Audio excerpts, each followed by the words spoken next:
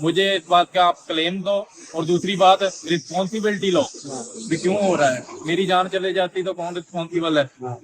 इसका जो है ना, एक टायर ही नहीं फटा है, इसका एक्सल टूट गया है, रिम टूट गया है। देखो ये रात को ना 3 बजे, तकरीबन 3 बजे के आसपास था। ये मैं टॉप लाइन के ऊपर आ रहा था, 70 से 80 की स्पीड होगी। पहली बात तो ये यहाँ पर लाइट नहीं है, इस पॉइंट के ऊपर कोई बैरिकेड नहीं है, तो ये बैरिकेड रात को नहीं था, उस टाइम पे नहीं हमारे था। एक्सीडेंट के बाद हुआ। ये जो पत्थर भी रखे हैं ना, ये भी हम लोगों ने रखे हैं। बड़ी मुश्किल से कंट्रोल किया, नहीं तो ये पलट के दूसरी साइड जाते तो हम लोग on the spot he death हो जाती। भगवान ने आपकी प्रभु ने बहुत रक्षा दी। मैं 3 बजे से कंप्लेंट कर रहा हूँ टोल प्लाजा कस्टमर केयर पे। मैंने 4-5 इनकी कंप्लेंट कर दी है, अभी भी की है। वो लोग आते हैं, देखते हैं, आप बताओ क्या हेल्प चाहिए। हम लोग प्राइवेट टोइंग कर देते हैं ऐसे। मैंने बोला कि वो मुझे नहीं चाहिए। आपको पता है इसकी किसकी जिम्मेदारी किसकी बनती है? केंद्र सरकार की, राज्य सरकार की, किसकी जिम्मेदारी बनती है? ये तो सेंट्रल गवर्नमेंट के अंडर ही आता है ना, सेंट्रल गवर्नमेंट का काम है ये तो। देखो मैं तो यही चाहता हूँ कि ये जो भी है गवर्नमेंट इसकी रिस्पॉन्सिबिलिटी ले। पहली बात तो अगर हमारे साथ कुछ भी हादसा होता है, मेरा नुकसान हुआ है, उसका क्लेम मुझे मिलना चाहिए, पहली बात तो। और दूसरी बात जो है वो हाईवे बंद हो गए, इसका काम होना चाहिए। पंजाब में लोग बाढ़ की विभीषिका तो झेल ही रहे हैं, लेकिन पंजाब का जो हाईवे है, जो दिल्ली को जाने वाला मुख्य हाईवे है, वो भी पूरी तरीके से तबाह हो चुका है। और इस समय आप देखिए, हम पंजाब के हाईवे पर जालंधर से कुछ ही दूर आगे निकले हैं, पूरा हाईवे इस तरीके से टूट चुका है और रोड काफी खराब है। कई गाड़ियां सड़क पर खराब हो रही हैं, एक्सीडेंट होने के कारण बन रहा है। देखिए पीछे तक इसी तरीके से ये जा रहा है और इतने बड़े बड़े गड्ढे हैं कि आपको ये समझिए कि हाईवे की मुख्य सड़क जो है वो बंद करनी पड़ रही है कई जगह, और बगल से जो सर्विस लेन है वहां से गाड़ियां आ रही हैं। इस तरीके के बड़े बड़े गड्ढे कि अगर आप इस गड्ढे में आपकी गाड़ी चली गई तो फिर उसको कोई बचा नहीं सकता। पीछे देखिए बैरिकेडिंग लगी हुई है, वहां से लेकर के यहाँ तक लगातार पूरे गड्ढे चल रहे हैं और इतने बड़े गड्ढे हैं कि कई गाड़ियां खराब भी हो रही हैं। अभी हम किसी एक गाड़ी फंसी हुई दिखाई दे रही है, बारिश अभी भी चल रही है यहाँ पर। तो पूछते हैं कि किस तरीके से उनकी गाड़ी का स्थिति क्या हो गई। आप ये देखिए, ये गाड़ी किस हालत में है, टायर रिम उसका सब टूट गया है और इस गड्ढे में आने के कारण ये स्थिति बनी है। इधर बात करने की कोशिश करते हैं। ये गाड़ी आपकी की है सर? कैसे हुआ ये?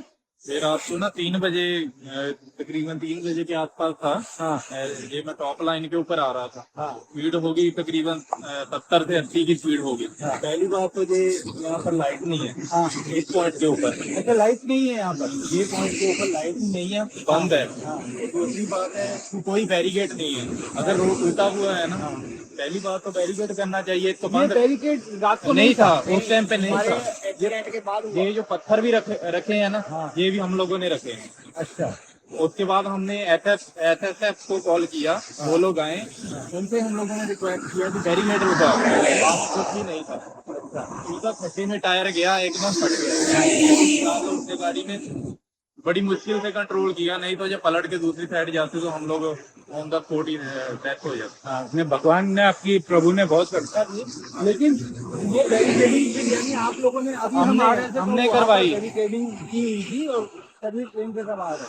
नहीं, ये रोड भी अभी बंद किया है। अच्छा हुई है। हाँ, बैरिकेडिंग भी अभी हुई। कॉल किया, हाँ। सारा कुछ मतलब उनको बताया कि हाँ ऐसे हुआ है। उसके बाद वो लेकर आए, फिर उन्होंने वो किया सारा।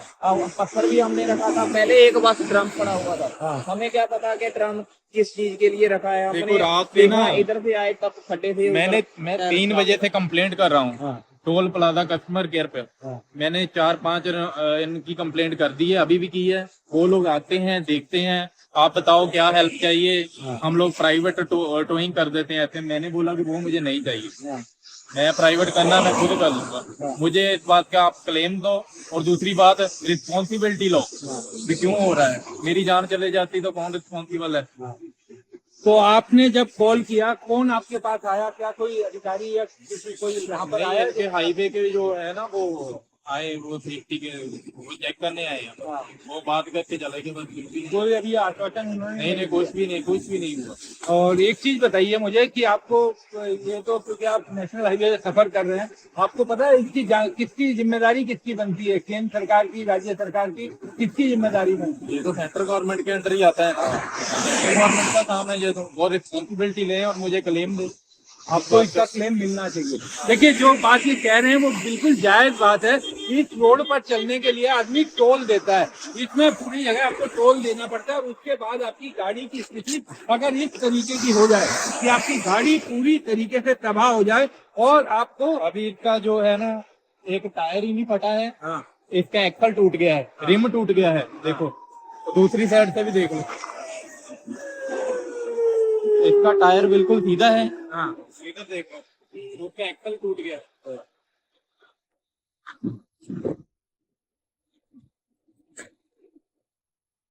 ये स्थिति इस गाड़ी की बन गई है। बताइए इस हाईवे पर, जिस हाईवे पर चलकर लोग पैसा देकर आते हैं, जिस हाईवे पर चलने के लिए आपको पैसा देना पड़ता है, उस हाईवे पर अगर इस तरीके का हादसा हो जाए, और ये हादसा किसी की लापरवाही या उसकी वजह से नहीं है, अपने सीधे चले आ रहे हैं हाईवे पर, अचानक ये हादसा हुआ। और आप समझिए कि बगल में पलट अगर गाड़ी जाती, क्योंकि यहाँ पर डिवाइडर भी उतना ऊंचा नहीं है, गाड़ी पलट सकती है,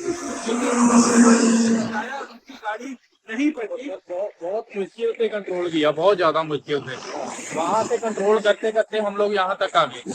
अगर मैं एकदम ब्रेक लगाता या डिवाइडर की तरफ जाती तो हम लोग पलट के उधर जाते। गाड़ी आप ही चला रहे थे? हाँ जी, मैं ही चला रहा था। अच्छा, अब आपकी क्या मांग, क्या है, क्या होना चाहिए इस मामले में, तो क्या चाहते हैं कि ऐसा किसी और के साथ ना हो?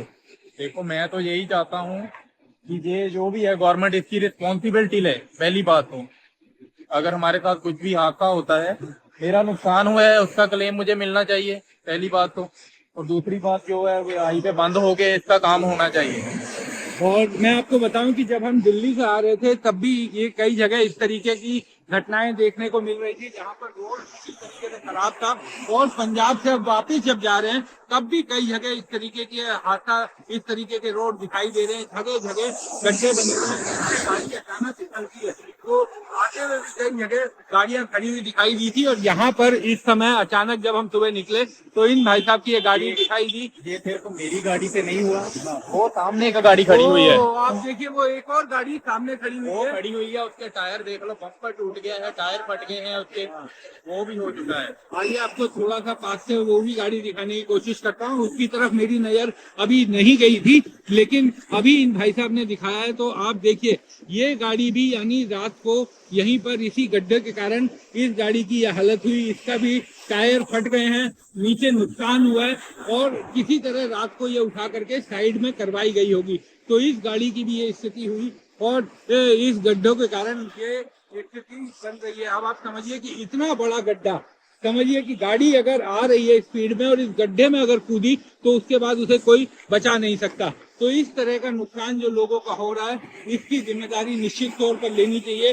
नेशनल जो हाईवे अथॉरिटी है, जो रोड का कामकाज देख रहे हैं, पूरे इस रोड को देखना चाहिए। और इस रोड पर कई जगह इस तरीके की चीजें देखने को मिल रही है। तो उम्मीद ये की जानी चाहिए कि युद्ध स्तर पर इस पूरे नेशनल हाईवे पर जो इतने बड़े बड़े जानलेवा गड्ढे बन गए हैं, उनको दूर किया जाएगा, उनको ठीक किया जाएगा, ताकि एक्सीडेंट्स को बचाया जा सके, गाड़ियों का नुकसान होने से बचाया जा सके, लोगों की जान बचाई जा सके।